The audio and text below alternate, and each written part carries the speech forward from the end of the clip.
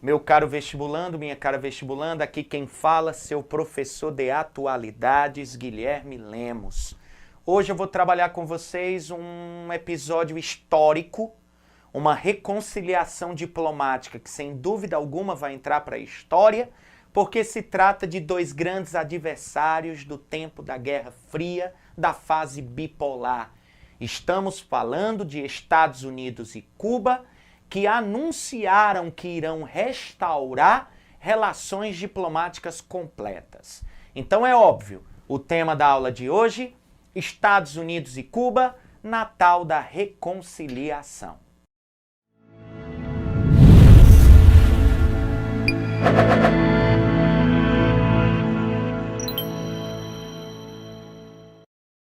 Galera, vocês devem ter visto que existe uma data que simboliza esse episódio. Essa reconciliação diplomática foi anunciada às populações, respectivamente, dos Estados Unidos e de Cuba, no dia 17 de dezembro de 2014. Essa foi a data em que Barack Obama, com uma diferença de poucos minutos, para Raul Castro, mandatário de Cuba, anunciaram às suas populações as respectivas mudanças, enfim, oriundas dessa reaproximação. Então a data histórica, não esqueçam, 17 de dezembro de 2014. Galera, depois de 53 anos de relações rompidas, não esqueçam que mesmo com a reconciliação diplomática, ainda há manutenção do embargo econômico a Cuba, visto que só quem pode revogá-lo não está nas mãos de Barack Obama isso, e sim do Congresso norte-americano. Senadores, enfim, e deputados que anunciarão se irão revogar ou não o embargo econômico.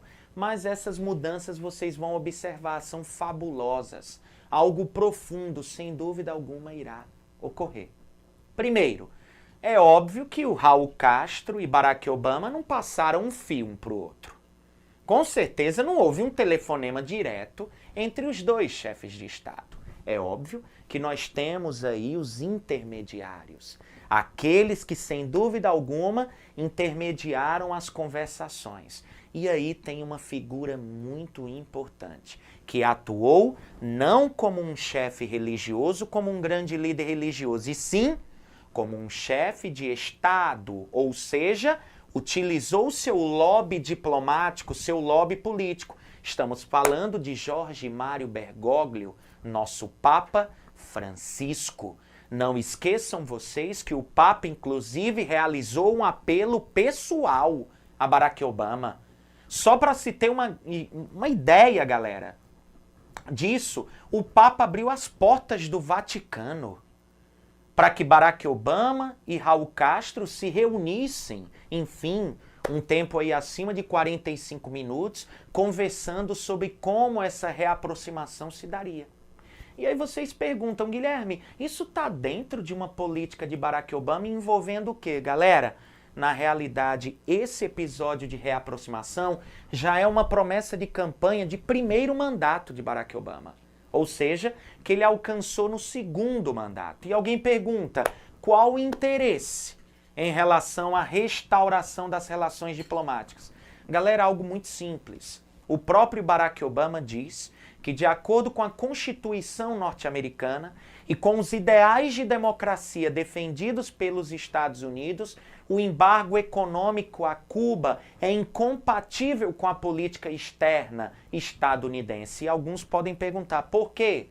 Porque, na visão de Barack Obama, o embargo econômico prejudicou a população cubana e beneficiou a manutenção da ditadura, do regime castrista.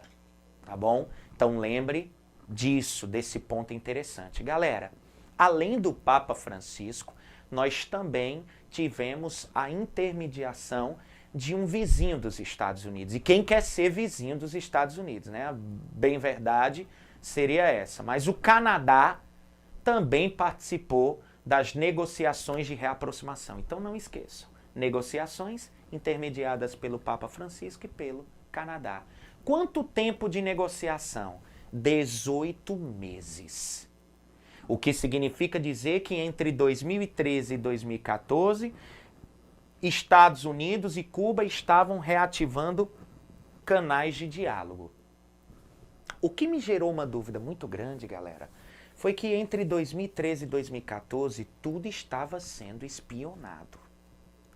Lembrem-se vocês que começa aquele escândalo envolvendo o ex-agente sênior da Agência Nacional de Segurança norte-americana, Edward Snowden, que foge para a ilha de Hong Kong, dá uma entrevista de 12 minutos ao jornal The Guardian, enfim, jogando merda no ventilador, fazendo acusações de que os Estados Unidos mantinha um programa secreto de espionagem, onde os Estados Unidos espionavam não apenas países que financiariam o terrorismo, mas também países aliados. Vocês recordam que o Brasil, até a presidente Dilma, foi grampeada, enfim.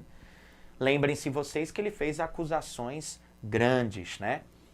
Não esqueçam que foi descoberto um tratado de extradição entre Hong Kong e Estados Unidos do tempo da década de 80, de 1984, e ele foge para o aeroporto de Sheremetyevo, onde fica durante 7 meses numa zona internacional, e depois Vladimir Putin concede um asilo, dica importante, foi renovado por mais 3 anos a Edward Snowden. Guilherme, onde você quer chegar? Galera, tudo estava sendo espionado. E boa parte das informações foram vazadas. Por que a reconciliação diplomática entre Estados Unidos e Cuba não vazou?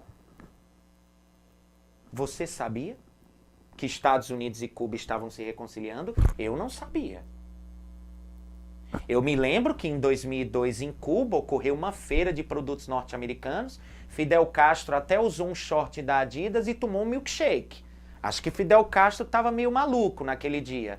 Mas aquilo ali simbolizava alguma reaproximação?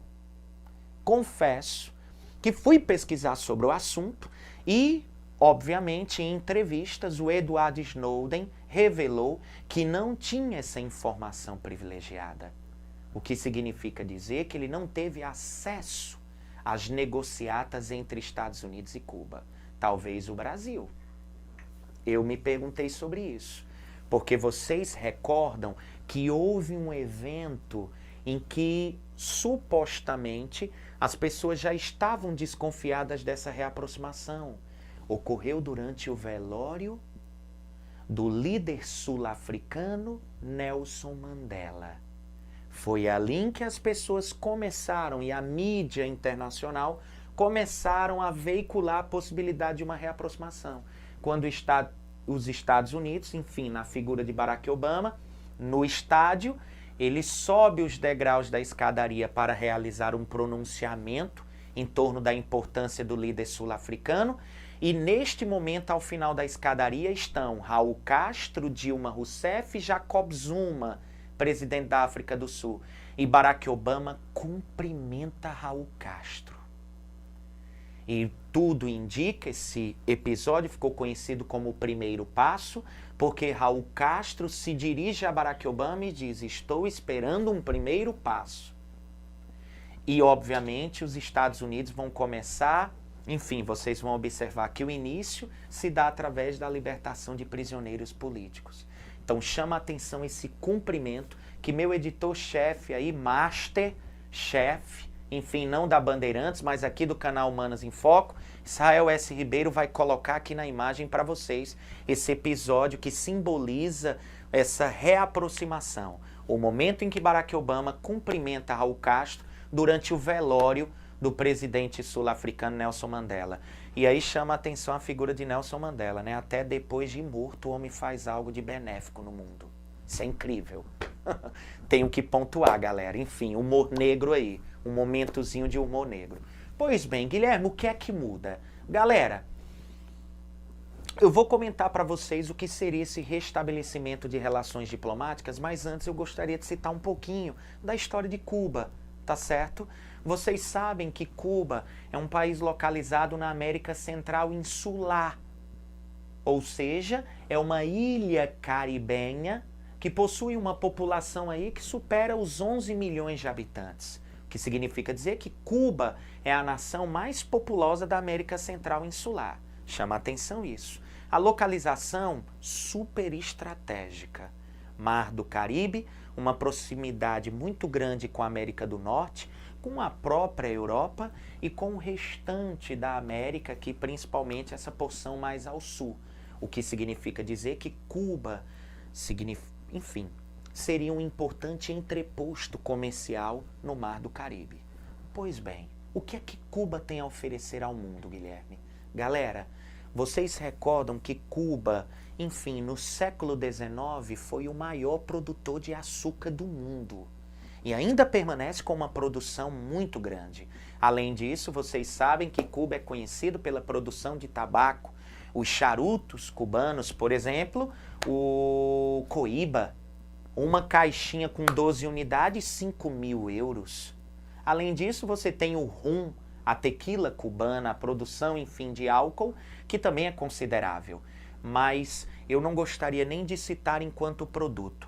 Muitos noticiários, jornalistas, colocam que o principal produto de exportação cubana, talvez no século XXI, seja a exportação de médicos. Vocês devem compreender que muitos médicos cubanos aí, até através do intermédio de organizações como a OPAS, Organização Pan-Americana para a Saúde, cuida aí dos contratos dos médicos cubanos que estão espalhados aí pelo mundo, não só no Brasil, através do programa Mais Médicos, tá bom? Não esqueçam disso. Então, charutos cubanos, açúcar, rum e a exportação de médicos seria aí os principais produtos econômicos, enfim, as principais políticas de arrecadação, enfim, para o provimento do PIB, Produto Interno Bruto, tá bom? Parte histórica. Além dos produtos, Cuba, como vocês sabem, passa por uma revolução.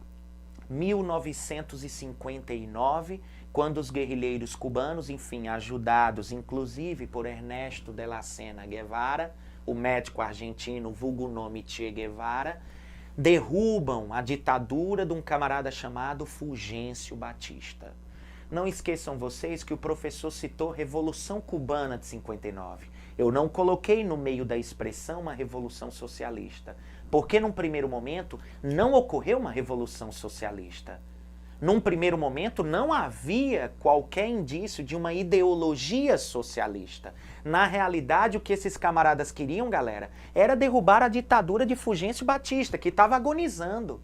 A população já não apoiava. E por incrível que pareça, Fulgêncio Batista foi apoiado pelos Estados Unidos. Mas no momento em que ocorre, enfim, a iminência, a proximidade do golpe, os próprios Estados Unidos vão olhar para a turma de Fidel Castro com uma certa simpatia. Porque, queira ou não, os Estados Unidos defendem os ideais de democracia e poderia haver uma aproximação entre o regime de Fidel e a embaixada norte-americana. E de fato, galera, após o golpe de 1959, Fidel Castro, inclusive, faz uma viagem aos Estados Unidos e vai ao encontro do presidente Eisenhower, que estava realizando uma viagem. Quem vai recebê-lo? O vice-presidente Nixon. Tem uma conversa amistosa, mas o Fidel Castro diz que seus interesses, num primeiro momento, não foram bem, enfim, avaliados pelos Estados Unidos. O que é que ele faz? Retorna para Cuba. E aí, Fidel Castro vai realizar uma implementação de algumas medidas que vão ser consideradas pelos Estados Unidos um programa de socialização da economia cubana. Galera, naquela época, estamos falando 1959, efervescência da Guerra Fria, bipolaridade. Os Estados Unidos nunca aceitariam um país como Cuba, principalmente no continente americano, se tornando socialista. E olha o que Fidel Castro vai fazer. Galera, o que naquela época seria considerada medidas socialistas? No campo, Espaço rural, lembrem-se, espaço agrário.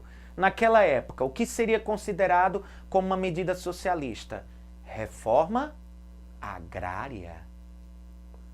Uma melhor distribuição de terras, organização do campesinato, seria considerado pelos Estados Unidos uma medida socialista. E observem vocês que Fidel Castro, inclusive, escreve um livro chamado A Lei de Reforma Agrária.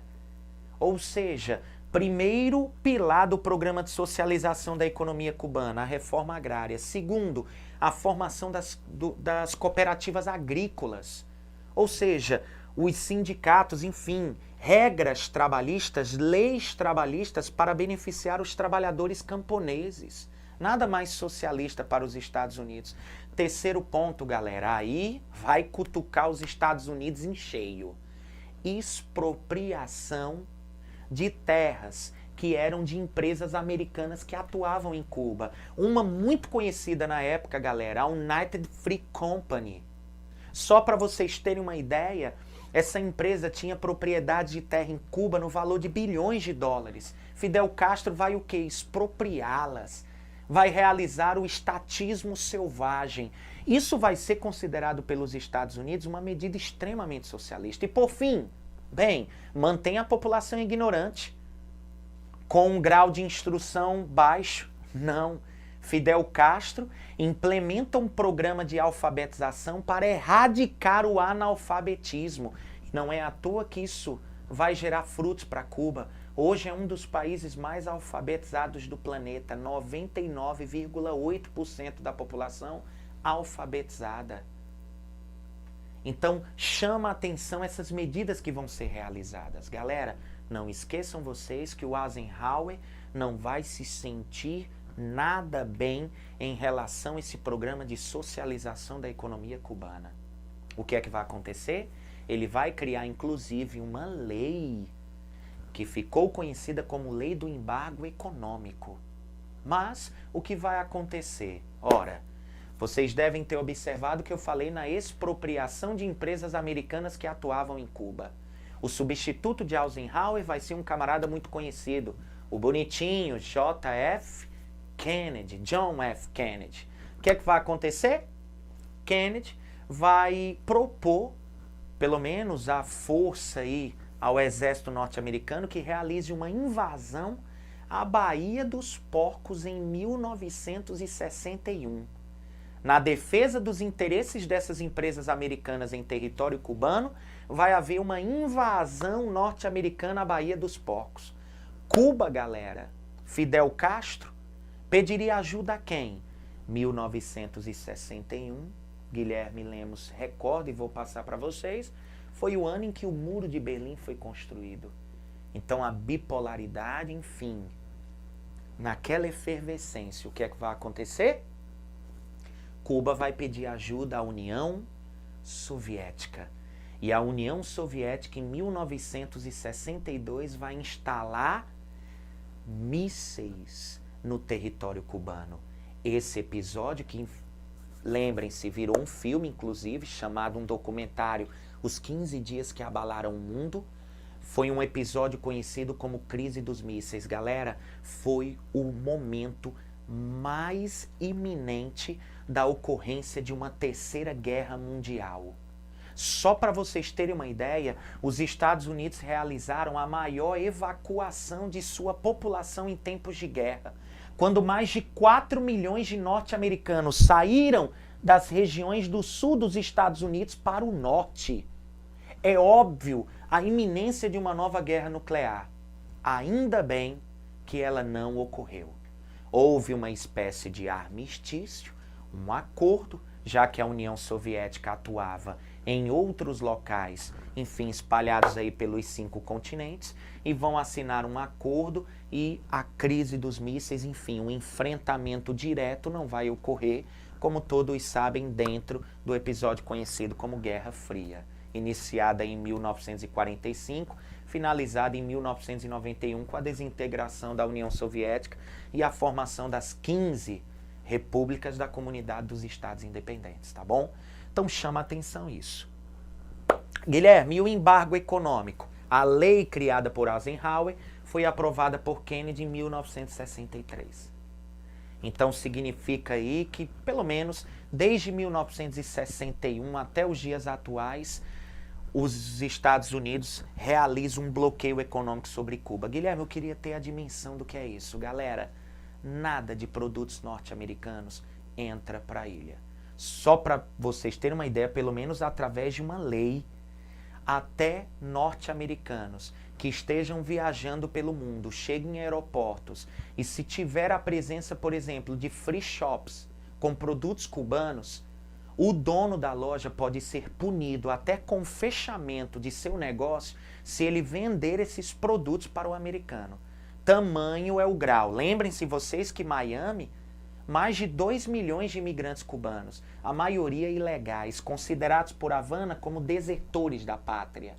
E aí eu recordo, por exemplo, daquela blogueira cubana que veio visitar o Brasil, lançar um livro, enfim, o Partido Comunista do Brasil protestou em relação à vinda dela, que foi a blogueira Ioni Sanches, que tem a manutenção de um blog chamado Generación Y, Geração Y, onde ela denuncia a ditadura castrista, né? Então não esqueçam vocês como esse embargo econômico, enfim, é forte. Final da história, quais seriam as mudanças, Guilherme? A primeira mudança fabulosa é que Barack Obama permitiu que cada americano gaste no mínimo $400 em Cuba. Isso já é um impacto para a economia cubana muito grande. Não esqueçam vocês que se ele vai permitir o gasto de no mínimo um valor de $400 em Cuba, é porque ele vai facilitar a realização de viagens. Reabrirá a embaixada norte-americana em Havana e libertou 13 repórteres cubanos que haviam sido presos nos Estados Unidos, enfim, condenados aí pelo crime de espionagem. Por outro lado, o que é que Raul Castro vai fazer? Vai libertar, enfim, 53 anos de relações rompidas, tudo está revestido de muito simbolismo. Ele vai libertar 53 presos políticos em Cuba. Além disso, vai libertar um repórter americano famoso que estava preso em Cuba, chamado Alan Gross, ok? E ainda vai haver a promessa por parte dos Estados Unidos de uma facilidade maior na área de telecomunicações, como conexão à internet, enfim, a entrada de aparelhos eletrônicos, automóveis inclusive. E aí você pergunta, mas não há um embargo econômico? Mas tudo que Barack Obama conseguiu realizar por fora desse embargo, ele tentou. E lembre-se que muitas dessas mudanças ainda passarão pelo crivo do Congresso. Então, galera, não esqueçam essas mudanças. Reabertura da embaixada norte-americana em Havana, mudança fabulosa, $400 no mínimo por americano gastos em produtos cubanos, envio de remessas, um ponto interessante, o que significa dizer que esses milhões de cubanos espalhados pelo mundo poderão, sem medo, enviar remessas de divisas para suas famílias em sua terra natal, ok? Isso é um ponto importante. A facilitação em torno das viagens e transações de bancos americanos também em Cuba poderia ocorrer. Dado importante, a restauração completa de relações diplomáticas entre Estados Unidos e Cuba. Tá bom? O Fidel Castro aí, já deram um camarada morto por 2 vezes, mas parece que realizou uma entrevista esperando ver onde vai chegar os interesses do irmão Raul Castro. Mas medidas fabulosas aí ocorreram e agora é observar os desdobramentos desse assunto que com certeza nós iremos contemplar aonde? No canal Manas em Foco, seu parceiro fiel, como objetivo multiplicar as tuas chances de aprovação. Até a próxima, deixa o seu elogio, tá bom? Muito nos enobrece, deixa a sua sugestão, que com certeza nós iremos contemplar aqui, tá bom? Humanas em Foco, aprender ficou mais divertido. Até a próxima, galera, se Deus quiser.